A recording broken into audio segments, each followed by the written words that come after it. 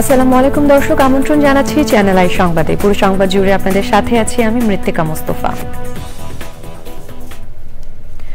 বিস্তারিত সংবাদের শুরুতেই জানিয়ে দিচ্ছি ফ্রেশ আটা, ময়দা, সুজি সংবাদ শিরোনামগুলো। বাংলাদেশে বিশেষায়িত হাসপাতালে বিনিয়োগ করবে চীন। বাংলাদেশিদের চিকিৎসা সেবায় প্রস্তুত কুনমিং সহ কয়েকটি শহরের হাসপাতাল। ডিসেম্বরের মধ্যে নির্বাচন সম্ভব নয়, চ্যানেল আইকে আব্দুল মুহিত চৌধুরী। সম্ভাব্য তারিখ আগেই ঘোষণা করা উচিত বলে মন্তব্য। সরকার ডিসেম্বরের মধ্যে নির্বাচন দেবে বলে বিএনপির আশা। গণতন্ত্র পুনরুদ্ধারে নির্বাচনের মাধ্যমে সরকার গঠন করার তাগিদ। এবং জুলাই গণঅভ্যুত্থানে স্বজন হারিয়ে সংকটে পরিবারগুলো, ঘুরে দাঁড়াতে সরকারের সহযোগিতা প্রত্যাশা।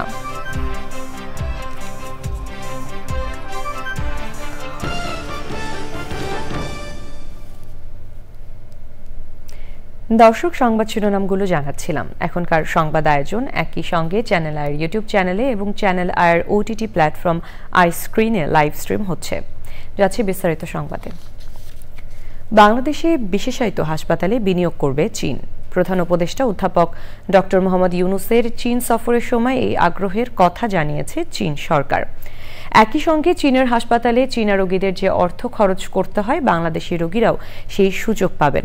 বাংলাদেশ থেকে চীনের কুনমিংয়ে বিমান ভাড়া আসা যাওয়া 20,000 টাকার মধ্যে রাখার বিষয়ে আলোচনা চলছে। মোস্তফা মল্লিকের রিপোর্ট।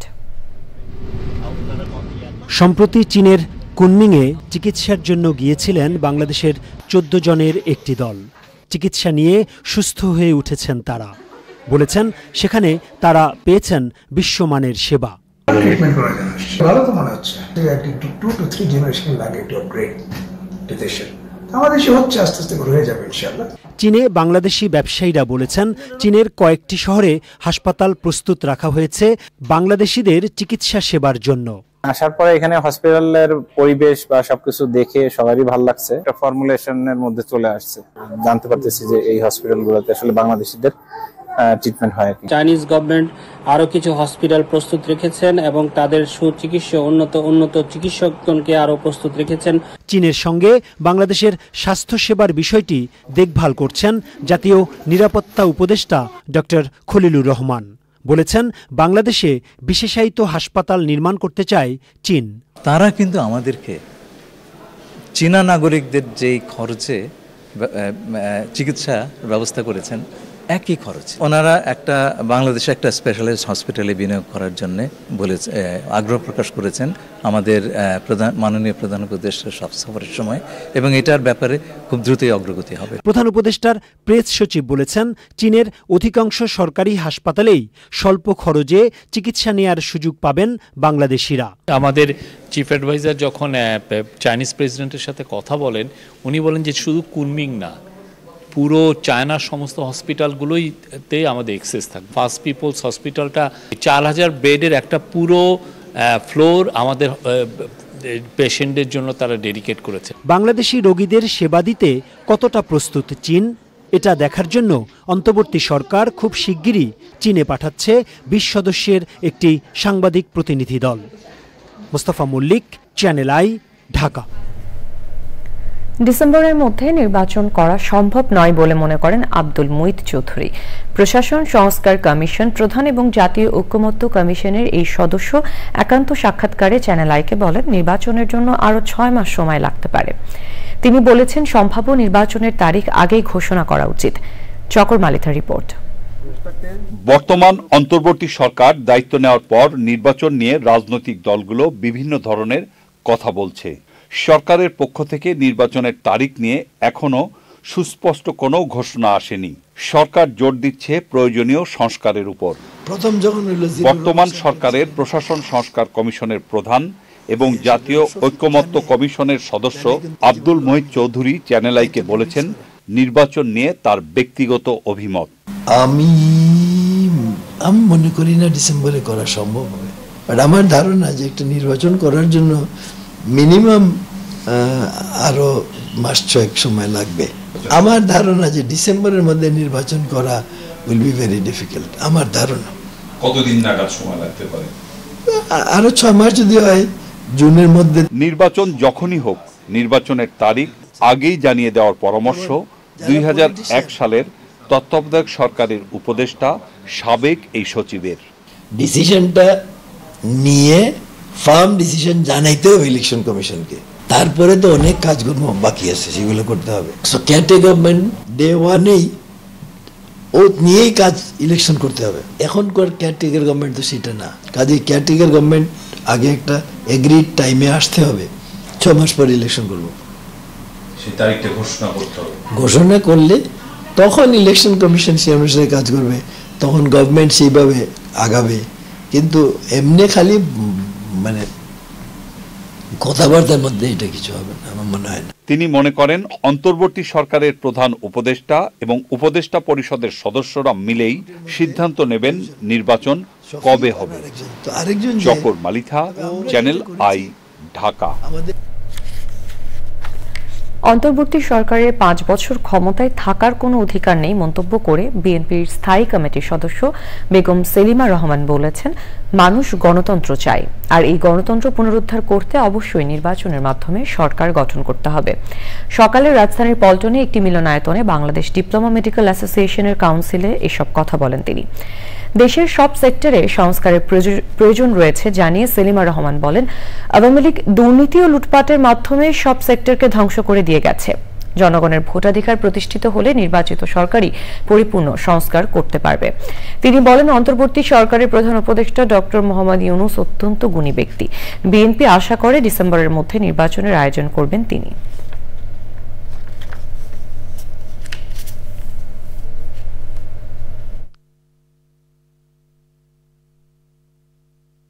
আমাদের বর্তমান সরকার ডক্টর ইউনূস অত্যন্ত সম্মানিত এবং সমগ্র বিশ্বের একজন বর্ণাঢ্য ব্যক্তিত্ব। আমরা তার প্রতি শ্রদ্ধা রাখি, তাকে সম্মান করি বলে তিনি এখন পর্যন্ত যে কাজ করছেন, তার যে ক্যারিশমা আছেন, তার যে কাজ আছেন, সেগুলো সুন্দরভাবে কাজ করছেন। আমরা আশা করব তিনি যে কথা বলেছেন ডিসেম্বরের মধ্যে তিনি নির্বাচন দেবেন, সেই কথায় তিনি থাকবেন। জুলাই অভ্যুত্থানে স্বজন হারিয়ে সংকটে পড়েছে কোনো পরিবার। রাজনৈতিক পরিবর্তনের পর কোথাও কোথাও বাড়তি সম্মান মিললেও আর্থিক সহায়তা পেয়েছেন সামান্যই। ঘুরে দাঁড়াতে সরকারের সহযোগিতা প্রত্যাশা করছেন তারা। ঢাকার বাড্ডার বাসিন্দা সুমন শিকদারের পরিবার নিয়ে লুৎফর রহমান সোহাগের রিপোর্ট। জুলাই অভ্যুত্থানে ঢাকার যেসব স্থান অগ্নিগর্ভ হয়ে উঠেছিল তার মধ্যে অন্যতম বাড্ডা এলাকা। মিছিলে নেমে 19 জুলাই বাড্ডায় মারা যান সুমন শিকদার। পরিবারের সদস্যরা বলছেন, সংঘর্ষ থেকে বাঁচতে সবাইকে বাড়িতে থাকার পরামর্শ দেওয়া সুমন নিজেই আন্দোলনে যোগ দিয়েছিলেন। আমাদের আত্মীয়স্বজন যারা আছে, আমার মামা, ওই খালাতো ভাইটাই যারা আছে, সবাইরে ফোন দিয়ে কইছে তোরা কেউ বাসায় দিতে পারবি না, কিন্তু ওই যে মিছিলে গেছে। এটা এলোপাতার গুলিতে মারা গেছেন, কার গুলিতে সেটা সঠিক তো আর আমরা কেউই বলতে পারবো না। ওই সময় তো মনে করেন না গুলি করছে কয় দিক থেকে। পরিবারের উপার্জনের ভার যার উপর ছিল তাকে হারিয়ে সংকটে পড়েছেন স্বজনরা। এখন ওদের অবস্থা খুবই খারাপ, যে একটা কিছু কইরা যে ওই ছেলেটারে নিয়ে আমার ওই বাইর বোর্ডও যে খাবে, আমার বাপ মা খাবে, এরকমের কোনো নাই, ইনকামের কোনো সোর্স নাই। 2 বছর একদম আমি বেকার ছিলাম। আমার ওষুধ পানি যা লাগছে, আমার সংসারের বাজার টাজার ঘর ভাড়া সব ওদেছে। ও আমার বাপ মায়েরও সব কিছুই করছে। আমি এখন তো কারোই কিছু করতে পারি না, আমি নিজেই চলতে পারি না। আর আমার একটা ছোট ভাই আছে, ও লেখাপড়া করে। ওরে যদি সরকার থেকে একটা চাকরি দিয়ে দিতে পারতো সরকারি, হয়তো দেখা যাইতেছে ওরও সিলায় আমার ওই ভাতিজাটা, আমার ছোট ভাইয়ের বউ, আমার বাপ মা চুলে খাইতে পারতো। বাংলাদেশ কখনো আর রক্তক্ষয়ী পরিস্থিতির মুখোমুখি হবে না, এমনই আশা সুমনের পরিবারের। লুৎফর রহমান সোহাগ, চ্যানেল আই, ঢাকা। বাংলা বর্ষবরণে প্রস্তুত ছায়ানট। প্রতি বছরের মতো এবারও পয়লা বৈশাখে ছায়ানটের ঐতিহ্যবাহী প্রভাতী অনুষ্ঠানে বাঙালি সমাজকে নিয়ে আলোর পথে মুক্তির পথযাত্রী হওয়ার আহ্বান জানানো হবে। এবারের অনুষ্ঠানের মূল ভাব আমার মুক্তি আলোয় আলোয়। শুক্রবার বিকেলে ধানমন্ডির ছায়ানট কার্যালয়ে সংবাদ সম্মেলনে পয়লা বৈশাখের অনুষ্ঠানের বিস্তারিত তুলে ধরা হয়। এই আয়োজন ছায়ানটের ইউটিউব চ্যানেল ও ফেসবুক পেজ সহ বাংলাদেশ টেলিভিশনে সরাসরি সম্প্রচার করা হবে। সংবাদ সম্মেলনে উপস্থিত ছিলেন ছায়ানটের নির্বাহী সভাপতি ডক্টর সরওয়ার আলী, সহ সভাপতি খায়রুল আনাম শাকিল, সাধারণ সম্পাদক লাইসা আহমেদ লিসা, যুগ্ম সম্পাদক পার্থ তানভীর নভেদ ও জয়ন্ত রায়। ভোরের আলো ফুটতে ফুটতেই ভৈরবীতে রাগালাভ দিয়ে ছায়ানটের 1432 বঙ্গাব্দের বরণের সূচনা। ছায়ানটের এবারের বার্তা আমার মুক্তি আলোয় আলোয়। যথারীতি অনুষ্ঠান সাজানো হয়েছে নতুন আলো, প্রকৃতি এবং মানুষকে ভালোবাসবার গান, দেশপ্রেম, মানবপ্রেম আর আত্মবোধন জাগরণের সুর বানিয়ে। সুর তাল লয়ে বাংলা নতুন বছর বরণ করতে প্রস্তুত সুরের ধারার শিল্পীরা। প্রতি বছরের মতো এবারও হতে যাচ্ছে ইস্পাহানি চ্যানেল আই সুরের ধারা বর্ষবরণ 1432, যেটি প্রথমবারের মতো হবে রবীন্দ্র সরোবরে। এই আয়োজনকে ঘিরে অনুষ্ঠিত হয়েছে তৃতীয় দিনের মহড়া। শনিবার রবীন্দ্র সরোবরে সন্ধ্যা 6:30টায় হবে মূল মঞ্চের রিহার্সাল। আয়োজকরা জানান 13 এপ্রিল সন্ধ্যা 6:30 থেকে রাত 9টা পর্যন্ত চৈত্র সংক্রান্তি 1431 উদযাপন করা হবে। 14 এপ্রিল সকাল 6টায় শুরু হবে বর্ষবরণের আয়োজন, চলবে সকাল 9টা পর্যন্ত। এবারের আয়োজনে সহযোগিতা করছে সংস্কৃতি বিষয়ক মন্ত্রণালয় এবং ঢাকা দক্ষিণ সিটি কর্পোরেশন। 5:30 পর্যন্ত হয়েছে বর্ষবিদায়ের রিহার্সাল, আর 5:30 থেকে শুরু হয়েছিল বর্ষবরণের মঞ্চ রিহার্সাল, যেটা সেটি আমাদের কালকে হবে। তখন সবাই স্টেজে উঠে একদম ফুল ট্র্যাকে গানগুলো গাইবে সবাই। এবং প্রথমে কৃষি সংবাদ।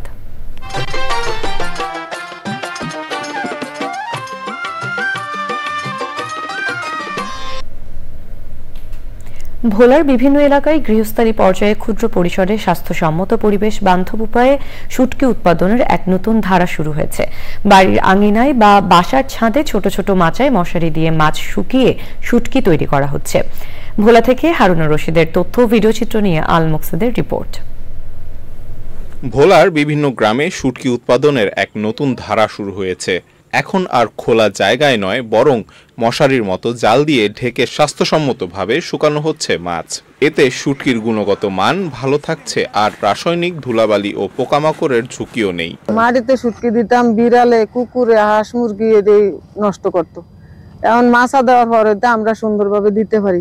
মশারির মাধ্যমে শুকাইলে এরা কোনো মশা মাছি পড়ে না, অতএব অতি তাড়াতাড়ি সুন্দরভাবে শুকানো যায়। আগে বেচতে পারছি কম দামে, এখন বেচতে পারি ভালো দামে। এই নতুন পদ্ধতিতে কোনো ধরনের কেমিক্যাল বা ক্ষতিকারক উপাদান ব্যবহার করা হচ্ছে না, যা পরিবেশ বান্ধব ও স্বাস্থ্যসম্মত বলছে বিক্রেতারা।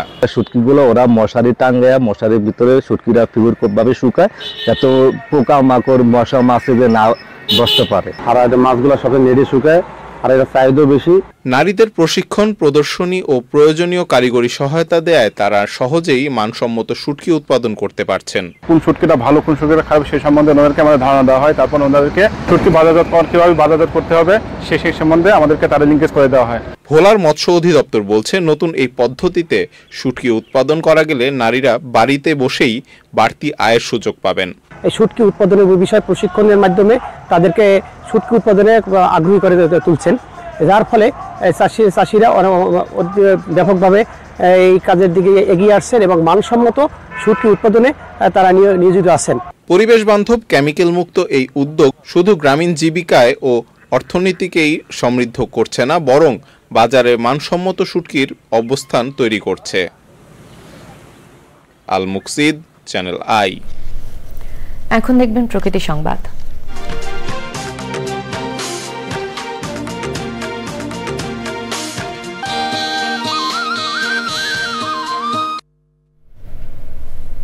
গাজীপুর মহাসড়কের দুপাশে গড়ে উঠেছে ময়লার ভাগাড়। মেডিকেল বর্জ্য সহ ফেলা হচ্ছে সব ধরনের ময়লা আবর্জনা। তীব্র দুর্গন্ধে অতিষ্ঠ এলাকাবাসী ও পথচারী। এতে বায়ু দূষণ যেমন বাড়ছে, তেমনি স্বাস্থ্য ঝুঁকির পাশাপাশি বিপর্যয়ে পরিবেশ এবং প্রকৃতি। দুর্ভোগ লাঘবে দ্রুত ময়লা অপসারণের দাবি করেছেন ভুক্তভোগীরা। সমস্যা সমাধানে সমন্বিত উদ্যোগের কথা জানিয়েছে প্রশাসন। মাসুদ পারভেজের তথ্য ও ভিডিও চিত্র নিয়ে আফরোজা হাসির রিপোর্ট। দেশের সবচেয়ে বড় সিটি কর্পোরেশন, যেখানে 65 লাখ মানুষের বসবাস। জনবহুল এই সিটি কর্পোরেশনে নেই কোনো আধুনিক বর্জ্য ব্যবস্থাপনা। বিভিন্ন প্রতিষ্ঠান, কলকারখানা, হাসপাতাল ও বাসাবাড়ি সহ শহরের সব ময়লা আবর্জনা ফেলা হচ্ছে ঢাকা, ময়মনসিংহ ও ঢাকা টাঙ্গাইল মহাসড়কের দুপাশে। 6 মাস বেশি হয়ে গেছে, ময়লাগুলো নেয় না। এখানে আমাদের আসা যাওয়া প্রচন্ড সমস্যা, শ্বাসকষ্টের সমস্যা আছে। অসুস্থ হয়ে পড়ে আমার ময়লা দুর্গন্ধে এইগুলো সরানোর জন্য আমরা কর্তৃপক্ষের কাছে আকুল আবেদন জানাচ্ছি।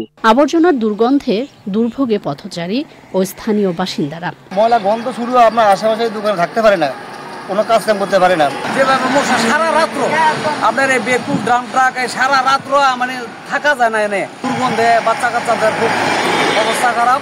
শহরকে পরিচ্ছন্ন রাখতে দ্রুত ময়লা অপসারণের কথা জানিয়েছে স্থানীয় প্রশাসন। প্রত্যেকটা বাসাবাড়িরই একটা নির্দিষ্ট স্থান থাকার প্রয়োজন আছে, যেখান থেকে ময়লা নিয়ে সিটি কর্পোরেশন একটা যেখানে জনসমাগম কম বা এরকম কোনো একটা স্থানে স্বাস্থ্যসম্মত উপায়ে ময়লাটাকে ব্যবস্থাপনায় নিয়ে আসবে।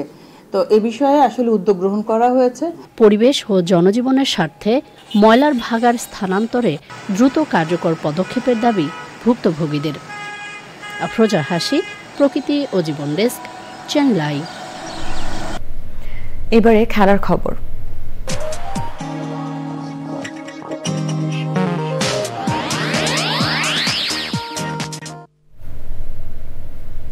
বিএসপির 2024-এর বর্ষসেরা ক্রীড়াবিদ হয়েছেন ক্রিকেটার মেহেদী হাসান মিরাজ। বাংলাদেশি পেসার নাহিদ রানার হাতে উঠেছে সেরা উদীয়মান ক্রীড়াবিদের পুরস্কার। বর্ষসেরা ফুটবলার ছাড়াও পপুলার চয়েস অ্যাওয়ার্ডে ভূষিত হয়েছেন সাফজয়ী নারী ফুটবল দলের সদস্য ঋতুপর্ণা চাকমা। বিস্তারিত জানাচ্ছেন আদিল আহমেদ শান। টানা দশমবারের মতো আয়োজিত কুল বিএসপিএ বর্ষসেরা ক্রীড়াবিদের পুরস্কার অনুষ্ঠান সাবেক ও বর্তমান তারকা খেলোয়াড়দের উপস্থিতিতে মিলন মেলায় পরিণত হয়। পুরস্কারের পাশাপাশি ছিল সাংস্কৃতিক আয়োজন। স্টেজ পারফরমেন্সে অংশ নেন সাবেকরাও। 2024-এর সেরা ক্রিকেটার এবং বর্ষসেরা ক্রীড়াবিদ হয়েছেন বাংলাদেশ ক্রিকেট দলের অলরাউন্ডার মেহেদী হাসান মিরাজ। আর উদীয়মান ক্রীড়াবিদ হিসেবে নির্বাচিত হয়েছেন টাইগার পেসার নাহিদ রানা। প্রধান অতিথি হিসেবে বিজয়ীদের হাতে পুরস্কার তুলে দেন যুব ও ক্রীড়া উপদেষ্টা আসিফ মাহমুদ সজীব ভুইয়া। সাফজয়ী বাংলাদেশ নারী দলের সদস্য ঋতুপর্ণা চাকমা পেয়েছেন বর্ষসেরা ফুটবলার এবং পপুলার চয়েস অ্যাওয়ার্ড। কিন্তু ভুটান লিগে খেলতে ব্যস্ত থাকায় ঋতুর হয়ে পুরস্কার নেন সতীর্থ আফিদা এবং সহকারী কোচ অনন্যা। যুব হলেও যে কোনো পর্যায়ে হকিতে প্রথমবারের মতো বাংলাদেশকে বিশ্বকাপের টিকিট নিশ্চিত করায় অনূর্ধ্ব 21 জাতীয় হকি দল পেয়েছে সেরার পুরস্কার। সেরা কোচও হয়েছেন এই দলের মওদুদুর রহমান শুভ। বর্ষসেরা অ্যাথলেট জহির রায়হান, সেরা আর্চার সাগর এবং সেরা দাবারু রেজা নীর। বাংলাদেশের প্রথম আইসিসির এলিট আম্পায়ার শরফুদ্দৌলা ইবনে শহীদ সৈকত হয়েছেন বর্ষসেরা আম্পায়ার। সংগঠক তালিকায় পুরস্কার পেয়েছেন ইমরুল হাসান, যশোরের শামস উল হুদা এবং রাঙামাটির বীরসেন চাকমা। বিশেষ সম্মাননায় ভূষিত হয়েছেন ভারোত্তোলনে বিভিন্ন পর্যায়ে 21টি স্বর্ণ জেতা হামিদুল ইসলাম। আদিল আহমেদ শান, চ্যানেল আই, ঢাকা। নারী বিশ্বকাপ বাছাই প্রথম ম্যাচে থাইল্যান্ডের বিপক্ষে রেকর্ড জয়ের পর উল্লাসে ভাসছে বাংলাদেশ নারী ফুটবল দল। ওয়ার্ম আপ সহ টানা খেলার মধ্যে থাকায় পাকিস্তানের শুক্রবার বিশ্রামে কাটিয়েছে নিগার সুলতানা জ্যোতির দল।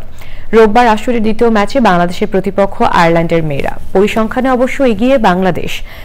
চড়াই উতরাইয়ের মধ্যে থাকলেও সবশেষ 5 ম্যাচের 3টিতেই জিতেছে টাইগ্রেসরা। অন্যদিকে শেষ 5 ম্যাচের সবকটিতে হেরে মানসিকভাবে বিপর্যস্ত আইরিশ মেয়েরা। এই সুবিধা কাজে লাগিয়ে জয়ের ধারাবাহিকতা ধরে রাখতে চায় লাল সবুজের মেয়েরা। 6 জাতির সেরা 2 দল সরাসরি খেলার সুযোগ পাবে ভারতে অনুষ্ঠেয় 2025 নারী ওয়ানডে বিশ্বকাপে।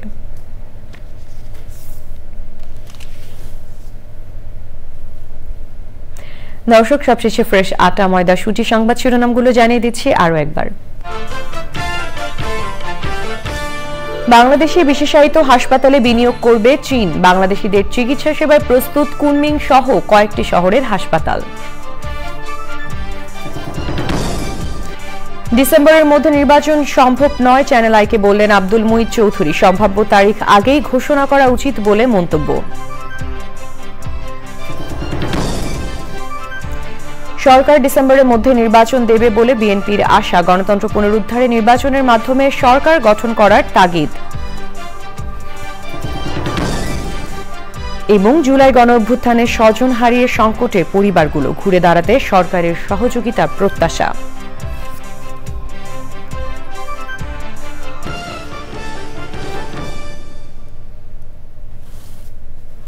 চ্যানেল আইয়ের সর্বশেষ সংবাদ জানতে ভিজিট করুন channelionline.com এবং যুক্ত থাকুন আমাদের সোশ্যাল মিডিয়া প্ল্যাটফর্মগুলোর সাথে। এই ছিল এখনকার সংবাদ। সবাইকে সাথে থাকার জন্য ধন্যবাদ।